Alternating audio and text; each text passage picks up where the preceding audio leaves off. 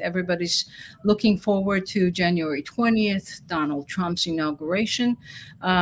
Georgia is in this crisis and in this impasse that it seems like Georgians themselves cannot find a way out. So everybody's looking at the inauguration day thinking that somehow Georgia can, the Georgian dream, I should say, is looking at the day saying that we can start from scratch from that point on. And the opposition is hoping that Donald Trump will continue the policies of the Biden administration and pressure the Georgian Dream government to conduct new elections. So that's, I guess, a very brief overview. Georgi, would you like to add anything to that? And then let's get the conversation started. Well, probably a couple of words regarding the product, and you summarized it very well, actually. But the reason why it's prolonged and actually unprecedented, as you already mentioned, protests are taking place for 42 days already in Georgia, is because you mentioned what triggered it. You know, the state of the prime minister on the European integration issues. But I think that the public, general public, and population in general actually start to feel that the government, and not only government, but the whole political spectrum that we have in the opposition parties, are becoming increasingly irrelevant for political processes. And what their demand is basically is supported by the opposition, but they are not in lead, basically. So what we see is a genuine grassroots protest that they are demanding all kinds of freedoms. Basically, they are demanding what we can explain a revival of a democratic processes in the country. And with all the sorts of the complexities that we are facing at the moment, this is the most important. They are demanding, first and foremost, the release of the political prisoners. We have a number of them, more than 50 as far as I understand right now. I mean, the people who were actually detained during this peace protests that we had in the country. And, the second is that the free and fair elections, which is we want to have a democracy. So basically, what people are demanding is democracy. So this is a small country, and in the small country, the authoritarian regime cannot survive. Therefore, I think this is the best for our country to listen to our population and people and return to the path to democracy. That's what I wanted just to add. Yeah, and I think it's worth explaining why we talked about the elections and the spontaneous protests, but I think it's also important to mention how Georgia got to this point. And the way Georgia got to this point, that nobody's recognizing, nobody except for really a handful of countries, like four countries have recognized the current government or congratulated the Georgian Dream president with his inauguration.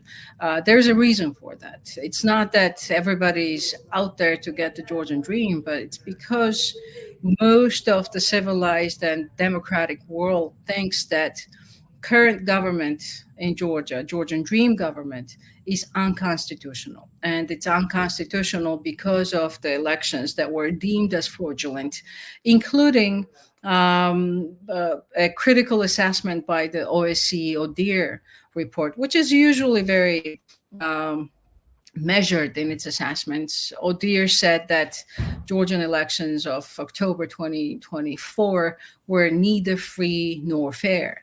That was a big message to the demonstrators in Georgia and to everybody worldwide to rethink how they would view these elections. So why is it unconstitutional? Not only because of the manipulation of the election process by the Georgian Dream government, but also because according to the Georgian constitution, president is supposed to call in the first session of the parliament, after which the parliament starts the legislation process, appoints ministers, selects or elects new president of the country. And in this case, in Georgia, none of that happened. Georgian president Salome Zurabishvili did not call in the first session of the parliament because she assessed the elections as illegitimate, or she did not recognize the results of the elections, and therefore did not call the first session. And therefore, every step that the Georgian Dream took after that is outside of constitutional bounds. That's a very important technical issue to know for the viewers and anybody who's trying to understand what's happening in Georgia. This is what's happening. That the current Georgian Dream government decided that they want to disregard the constitution because they did not like the president, or the president was in opposition with them. So um, the country is not, it's not only the political crisis that is unfolding for the past month and a half, but it's also a constitutional crisis that the Georgians need to find a way somehow to come out of it. And that's where this whole outside pressure and the waiting for January 20th comes in, that somehow the outside world will help the Georgians come out of this. They basically a deadlock situation. And Yeah, Georgia is that's right. That's right. Well, what I want to add here is that on the on the outside pressure, Georgia was beforehand, before this whole political crisis that you just mentioned, Georgia was well integrated, or was well on the path into the westernization and integration into the European and Euro-Atlantic institutions for nearly 2 decades now.